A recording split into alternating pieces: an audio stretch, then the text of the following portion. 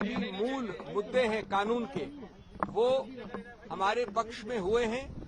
राज्यपाल का निर्णय गलत है। उन्होंने ऐसे तथ्यों को देखा जो नहीं थे वहां पर, जो वो नहीं देख सकते थे।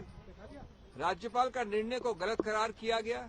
स्पीकर का निर्णय, जिन्होंने किसी और की व्हिप को ऊपर आधार पर अपना निर्णय किया, उसको गलत माना है। व्हिप गोगावले के नियुक्ति को गलत माना है। ये कहा है कि व्हिप सिर्फ राजनीतिक पार्टी की हो सकती है, न कि वो विधायिका पार्टी की हो। तो हर महत्वपूर्ण कानूनी मुद्दे पे सत्य की विजय हुई है। हम नमन करते हैं उच्चतम न्यायालय को। ये बात सही है कि माननीय उद्धव ठाकरे जो उस वक्त मुख्यमंत्री थे, उन्होंने इस्तीफा दिया, इसलिए उनको रिलीफ नहीं दी।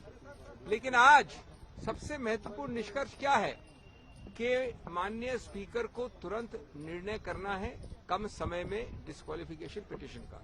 तो मैं आपसे एक प्रश्न पूछना चाहता हूं कि डिस्क्वालिफिकेशन पिटीशन का निर्णय तो एक ही हो सकता है। उन्होंने व्हिप का अस्वीकारिता की, लोगों ने, उन्होंने व्हिप का उल्लंघन किया। तो जब आपने व्हिप का उल्लंघन किया तो क्या बचा? माननीय स्पीकर को तुरंत उस आधार पर डिस्क्वालीफाई करना चाहिए और इसी से न्याय होगा, सत्य की विजय होगी। जहां तक एनसीटी का सवाल है, एक ऐसी सिचुएशन, और ये किसी राजनीतिक पार्टी की बात नहीं है। कल कांग्रेस होगी, आज आप है, कल बीजेपी होगी।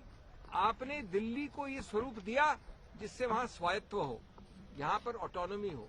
आज स्वायत्त और दिल्ली की विजय है। दिल्ली के हर उस तौर तरीके से जिसमें केंद्र सरकार ने गलत रूप से हस्तक्षेप किया है, उसको निरस्त किया गया है इस निर्णय द्वारा। और इसमें हर पक्ष में कोई सिंगल ऐसा पक्ष नहीं है, मुझे सौभाग्य था इसका दलील करने का, और कोई हमारा ऐसा पक्ष नहीं है जिसको मना किया गया हो।